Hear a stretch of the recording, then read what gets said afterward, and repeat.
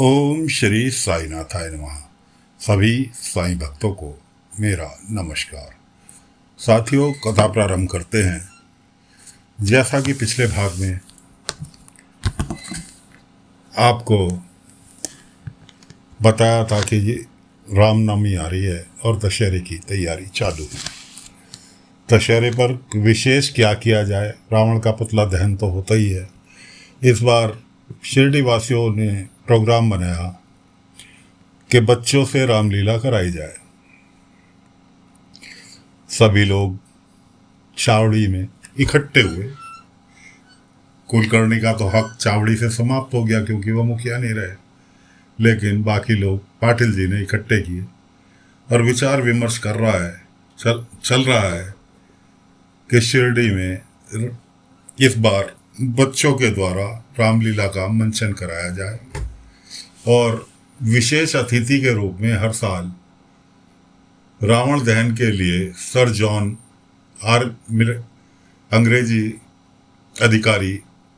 अंग्रेज अधिकारी आते थे।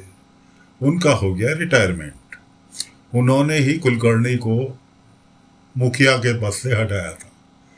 कुलकर्णी सिर पटक पटक के थक गए, लेकिन उन्होंने दोबारा उसे मुखिया नहीं बनाया। अब उनकी जगह नया अधिकारी नियुक्त हुआ है, तो उसको बुलाने का प्रोग्राम चल रहा है। कुलकर्णी के आदमियों ने, संता पंता ने खबर दी जाके कुलकर्णी को कि जी पाटिल ने चावड़ी में गांव वालों को बुलाया है। कुलकर्णी कहने लगा, चलो अच्छा है, मैं मुखिया नहीं रहा, लेकिन सम्मान करना शिरडीवासी नहीं बोले। कुलकर्णी के आदमी कहने लगे, सरकार हम तो खाली खबर दे रहे हैं, तुम्हें नहीं बुलाया।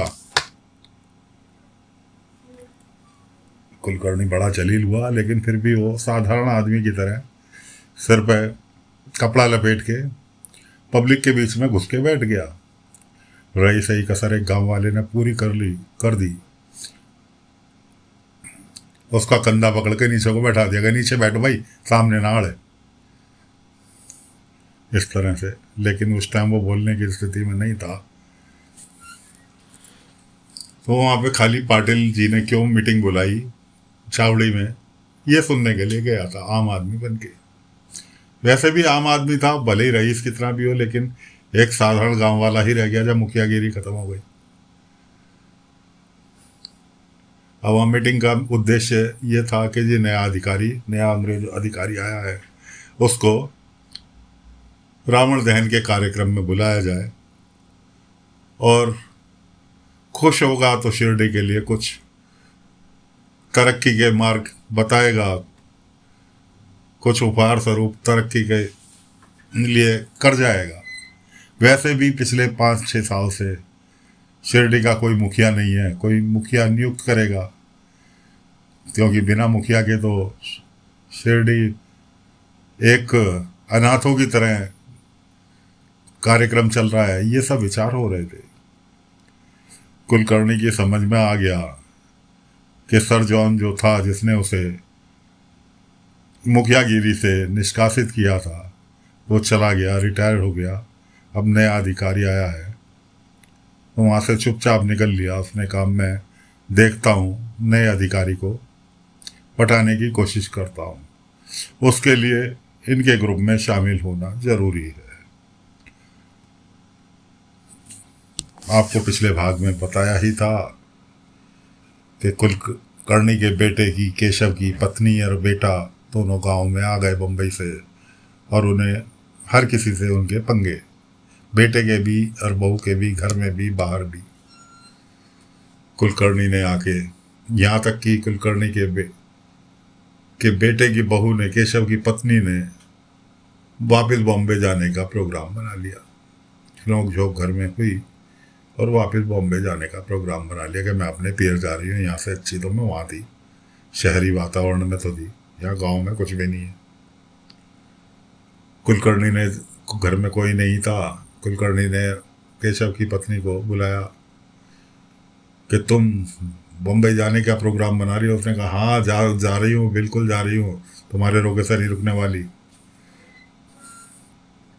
अपने पिता की इकलौती संतान हूँ, सर आंखों पर बैठा के रखेंगे। कुलकर्णी ने कहा, भाई इसका बाप जो है मुझे हर महीने कुछ ना कुछ सहयोग करता है,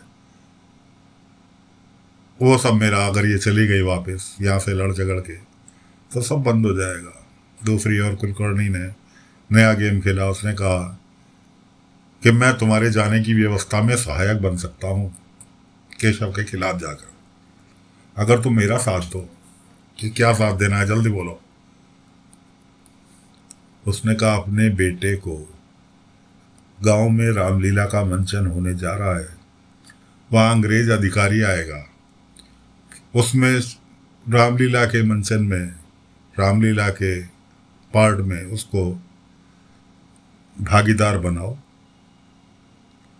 और मैं व्यवस्था तुम्हारी बम बजाने की कर दूंगा। उसकी भी, वो भी मूड गंवार थी, उसकी भी समझ में आ गया। वो दौड़ी दौड़ी अपने बेटे को लेकर पाटिल जी के घर पहुंच गए। पाटिल जी क्या, सभी गांव की महिलाएं पुरुष जमा थे। तय ये हो रहा था कि रामलीला के मंचन में कौन क्या करेगा, किस बच्चे को क्या बनाया जाए।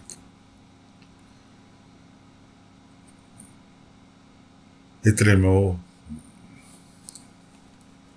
गई। सभी महिलाएं जो थी, बायजा माँ और पार्वती जी, मालसावती जी की पत्नी,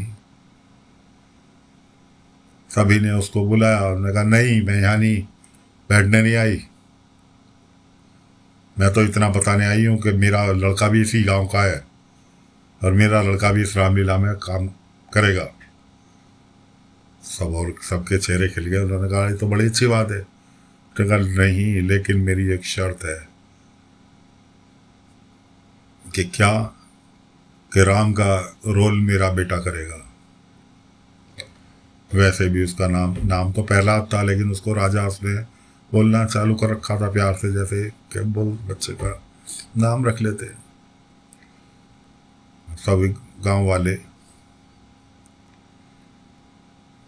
एक दूसरे का मुंह देखने लगे। बाबा भी वहीं बैठे थे। बाबा ने कहा, तेजस्वी सही कह रही है। असल में उसकी, केशव की पत्नी का नाम तेजस्वी था। उन्होंने कहा, तेजस्वी सही कह रही है, राम के रोल के लिए प्रहलाद ही बेहतर रहेगा। बाकी जो बच्चे थे उन्होंने सहर्ष स्वीकार किया। यहाँ तक कि तात्या के बेटे बाजीराव ने तो खड़े होकर कह दिया कि साईं ने अगर फैसला किया है तो इसमें भी कुछ जरूर बात है, सही ही होगा, इसलिए मुझे कोई, वरना बाजीराव राम का रोल अदा करने की बात चल रही थी। खैर जी, वो वहाँ से अपना आदेश सुनाकर निकल गई। बात केशव को, इतने में केशव भी आया। केशव को भी कहने लगा, आज मैं बहुत खुश हूँ वहीं सबके सामने ही, कि आज तुमने गांव वाल के साथ में मिलने की जो ये बात रखी है कि बेटा हमारा काम करेगा रामलीला में। लेकिन तुम्हारी बात ये गलत है कि नहीं, कि राम का रोल प्रहलाद ही करेगा। कि रोल तो एक बच्चों की अहमियत के हिसाब से दिए जाते हैं, कौन बच्चा किस स्वभाव का है, कौन क्या कर सकता है, इसलिए हिसाब से रोल दिए जाते हैं। लेकिन तुमने तो एकदम कर यही रोल यही करेगा। बाबा ने कहा, नहीं केशव, ये रोल प्रहलाद के ऊपर सही बैठेगा, सब्री रखो।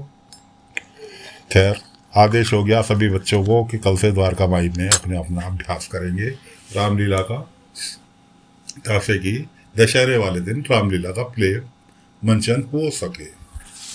इतने में बाबा द्वारका माई पहुंच गए। द्वारका माई में एक पति पत्नी आए अपने गोद के बच्चे को लेकर कि साईं ये बहुत परेशान है, बहुत रो रहा है।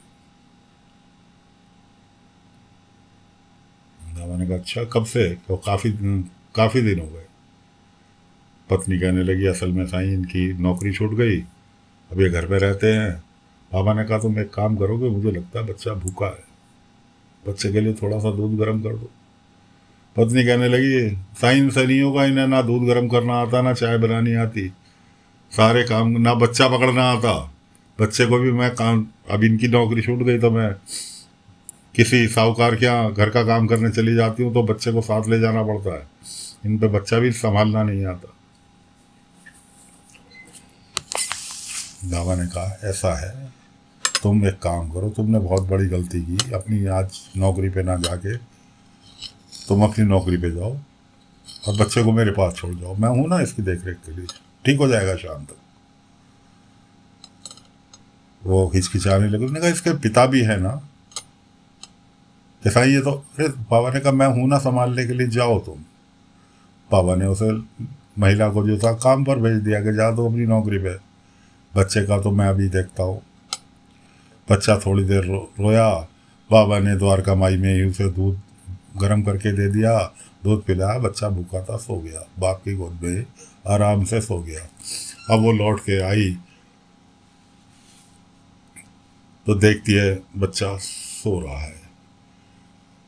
अरे साईं ये तो सो गया, ये तो इनकी गोद में सो रहा है। बाबा ने कहा अपनी अपनी जिम्मेवारी सीखो, बच्चे को कुछ नहीं हुआ, बच्चा भूखा था। और ऐसा नहीं है कि अगर तुम्हारी पत्नी काम कर रही है तो तुम खाली घर में बैठोगे, तुम पे नहीं आता, तुम भी सारे काम कर सकते हो। अगर खुद नहीं कर सकते तो अपनी पत्नी से सीखो। जैसे आज तुमने मजबूरी में बच्चे को गोद में उठाना, उसको बहलाना, चुप कराना सीख लिया, इसी तरह से करके दूसरे काम सीखो जब तक तुम्हारी नौकरी नहीं लग जाती। दोनों बाबा का शुक्रिया अदा करके घर गए। उसके बाद बाबा बच्चे अपनी तैयारी में लग रहे हैं।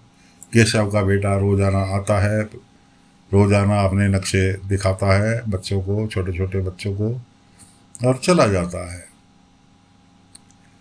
वो बच्चों को मजाक बनाना चाहता है, बच्चे उसकी मजाक बना देते हैं। बच्चे मजाक नहीं बनाते बल्कि वो उसे खुद अपने आप को लज्जा महसूस होती कि मैंने इन्हें इतना परेशान किया और इसके बावजूद भी ये मुझे कुछ नहीं कहते। वो बड़ा लज्जित होके। अब बात आती है रावण का पुतला बनाने की कि रावण का पुतला कौन बनाएगा।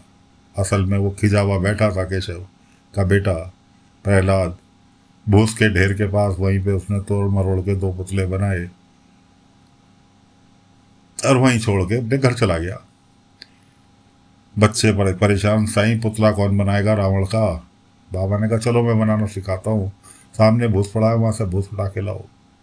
बाबा तो बच्चों को ही दिखाना चाह रहे थे कि बच्चों के मुंह से ही कहलाना चाह रहे थे कि पुतला कौन बनाएगा, वरना बच्चे समझते कि साईं प्रहलाद की तरफदारी कर रहे हैं। इसलिए बाबा ने बच्चों को भेजा। वहाँ पड़ा हुआ देखा उन्होंने पुतला, फूस का बना हुआ, भूसा होता है ना उसका। बच्चे पुतला उठा के लाए। साईं देखो कितना सुंदर पुतला, पता नहीं किसने बनाया। बाबा ने कहा यकीन करोगे। कहाँ साईं बताओ किसने बनाया। ये प्रहलाद ने बनाया। सच सही हूँ क्या। हाँ ये प्रहलाद ने बनाया। बच्चे बड़े खुश हुए। अब तो प्रहलाद की उन नज़रों में, प्रहलाद की उनकी नज़रों में इज्जत बढ़ गई। प्रहलाद को मनाया, पुतला अपने साथ ले लिया। अब बच्चे लग रहे हैं पुतला बनाने की तैयारी में। प्रहलाद के अंदर एक खासियत थी, वो जो एक बार पढ़ लेता था वो उसे कंठस्थ हो जाता था, कभी ना भूलने वाला। तो प्रहलाद ने जो उसका रोल था, उसको स्क्रिप्ट दी गई थी, स्क्रिप्ट कहना चाहिए कि तुझे ये संवाद बोलने हैं कुछ, तो उसने एक बार पढ़ा और कागज़ को बॉल बना के बच्चों के ऊपर फेंक दिया कि लो मैं नहीं पढ़ रहा। उसके बाद जब संवाद बोलने की बारी आई रिहर्सल में, तो उसने एक ही झटके में पूरा का पूरा चैप्टर बोल के सुना दिया। सब बच्चे हतप्रभ, इसने पढ़ा नहीं, कोई वो नहीं करा, और कैसे इसको याद हो गया। उसने कहा मैं एक बार जो पढ़ लेता हूँ मुझे हमेशा के लिए याद हो जाता है। इधर बच्चे पुतला बनाने में रावण का लगे हुए हैं, दशहरे की तैयारी में। प्रहलाद भी उनके साथ है। उधर बाबा भिक्षाटन के लिए निकलने वाले हैं द्वारका माई से। इतने में एक लड़की आती है, साईं साईं साईं हमें बचा लो, एक साहूकार से मेरे पिताजी ने कर्जा लिया था और जितने पैसे लिए थे मेरे पिताजी उसको उतने दे रहे हैं, लेकिन वो कह रहा नहीं मुझे तुम्हारा खानदानी हार चाहिए, पैसे मैंने ज़्यादा दिए थे इन पैसों से काम नहीं चलेगा, साईं आप जल्दी चलो। बाबा उसके साथ हो लिए। वहाँ पे वो साहूकार भी था और भी 2-4 गांव वाले इकट्ठे हो गए। बाबा ने कहा भाई क्या बात है? मैंने कहा ऐसे ऐसे मैंने इतने पैसे दिए थे, ये झूठ बोल रहा है। और वो लड़की का पिता कह रहा नहीं साईं मैंने तो इतने पैसे लिए थे। और साहूकार कह रहा भगवान की कसम, कैसी भी कसम ले लो मेरी जुबान कट जाए, बार बार भगवान का बीच में।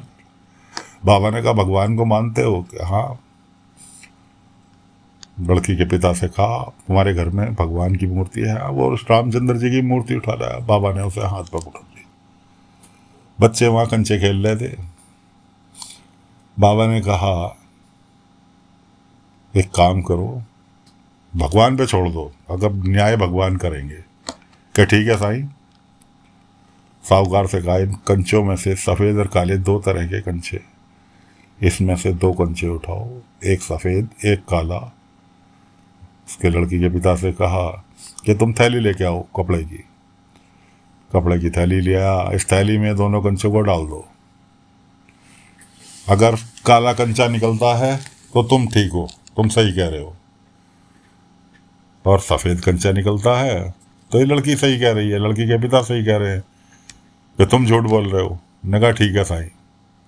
उसने भाई ने क्या काम किया, दोनों के दोनों कंचे काले उठाए और उस थैली में डाल दिए। अब बाबा ने उस लड़की से कहा कि इसमें से एक कंचा निकालो। अब लड़की घबरा रही कि अगर काला कंचा आ गया तो उसे खानदानी हार देना पड़ेगा कि उसकी माँ उसके लिए छोड़ गई थी। बाबा ने कहा डरो मत, इसमें से एक कंचा निकालो। जबकि पता बाबा को थी कि इसने दोनों के दोनों काले कंचे इस थैली में डाले। कोई बात नहीं। उसने थैली में हाथ डाला लड़की ने, और कंचा बाहर हाथ में निकाल लिया। इतने में इतनी जोर की आंधी चली कि कंचा उसके हाथ से छूट के गिर गया और सबने अपनी अपनी आंखों पर हाथ लगा लिए। एक कंचा अभी भी थैली के अंदर है। जब आंधी रुकी तो लड़की कहने लगी साईं कंचा तो हाथ से गिर गया, बाकी कंचों में मिल गया, अब काला था या सफ़ेद मुझे। बाबा ने कोई बात नहीं, भगवान है ना, भगवान पे विश्वास है ना सबको। उससे साहूकार से भी कहा तुझे भी भगवान पे विश्वास है? हाँ साईं। तो बाबा ने कहा अगर थैली इस लड़की के हाथ में सफ़ेद कंचा था या काला ये तो पता नहीं, लेकिन तेरी थैली में अभी एक कंचा बचा हुआ है। 2 कंचे कहा था तेरे से थैली में डालने को, एक काला एक सफ़ेद। लड़की के हाथ से जो कंचा गिर गया पता नहीं वो काला था या सफ़ेद था, लेकिन अगर वो कंचा सफ़ेद था जो लड़की के हाथ से गिरा तो तेरी थैली में कंचा काला होना और अगर कंचा तेरी थैली में सफ़ेद है तो लड़की के हाथ से काला कंचा गिर गया। 2 ही कंचे तो थे, एक काला एक सफ़ेद। बाबा ने लड़की से कहा निकाल कंचा दूसरा। उन्होंने हाथ डाला, निकाला, कंचा हाथ में काला। बाबा ने कहा बस अब यहाँ से निकल ले मिनट से पहले। अगर अपनी सलामती चाहता है, इज्जत चाहता है तो यहाँ से प्रस्थान कर लो, वरना गांव वाले बहुत पीटेंगे। बाबा ने तो दोस्तों ऐसा नहीं कहा होगा, मुझे पूरी उम्मीद है कि बाबा तो ऐसा किसी से कहते ही नहीं थे, लेकिन इस कलयुग के हिसाब से, इस युग के हिसाब से ऐसा कहना जरूरी था। साहूकार जो था वो बाबा से क्षमा मांगकर वहाँ से निकल लिया। तो साथियों दशहरा कैसे मना, कब मना, क्यों मना, कैसी तैयारी हुई, किसने रावण को आग लगाई, ये सब आपको अगली कथा में सुनाएंगे। अगले अंक में लेकर फिर हाजिर होंगे। तब तक के लिए आज्ञा दीजिए। ओम साई राम, ओम साई राम, ओम साई।